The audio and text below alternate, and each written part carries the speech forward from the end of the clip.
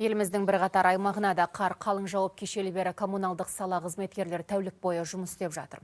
Олар үшін Сарыарқаның сарыаязы, бұрқасын бораны да қорқынышты емес. Ел қалың ұйқыда жатқанда да тіпті тәулік бойы қызмет атқарады. Тап осы мамандардың еңбегінің арқасында астаналықтар көшеде еркін қатынап, көлік кідірмей жүйткіп жүр. Тілшіміз Ердәулет Ыбырайұлы қар тазалаушылармен жүздесіп қайтты. Әр қар жауған сайын тазалық саласының қызметі қыза түседі. Гүлнар Мырзабек қызы да кезекті жұмыс күніне кірісті. 6-тан бастап жұмысымызды бастаймыз. Біріншіден жаңағы останов аялдамалар тазалаймыз, жаяу жүргіншілердің жүретін жолдарын тазалаймыз. Өте көп қар шығарамыз. Оны санына кейбірде жете алмайтын шығармыз бай. Қар күреліп біткен бойда техника жұмысқа кіріседі. Бірі жинауға көмектессе, келесісі сыпырады. Әрқайсының өз міндеті бар.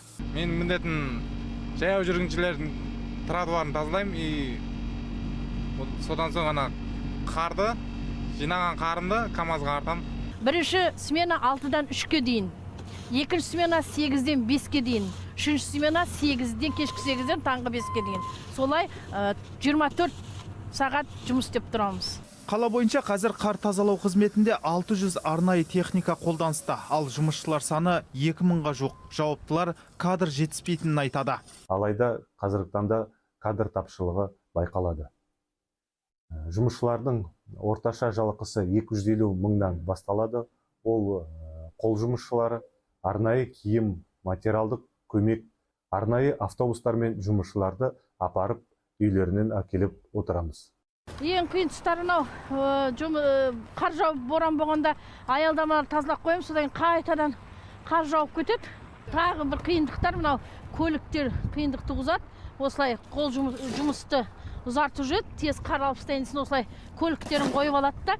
Кейіпкеріміз Гүлнардың осы салада нәпақа тауып жүргеніне 13 жыл. Соның 8 жылында қарапайым жұмысшы болған. Қазір 20 адамға жетекшілік етеді. Қазір жастар келеді, жастар да істейді.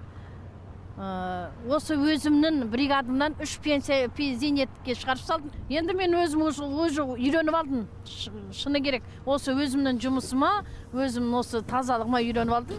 Енді Алла жаса, енді зейнетке дейін, зейнет жасына шыққанға дейін осы тазалықты істеймін деп ойлаймын. Қала тұрмысының қалыпты болуы осы еңбек адамдарының арқасы. Тек өткен тәулікте ғана олар 30 мың текше қар жинапты. Ал қыс басталғалы 700 мың текше қарды полигонға шығарған. Айта кетейік, тазалық қызметіндегілер тек қала көшелерін жинауға жауапты. Ал аула іші мен жеке бизнес нысандардың маңындағы тазалықты мүлік иелері өздері реттеуі тиіс.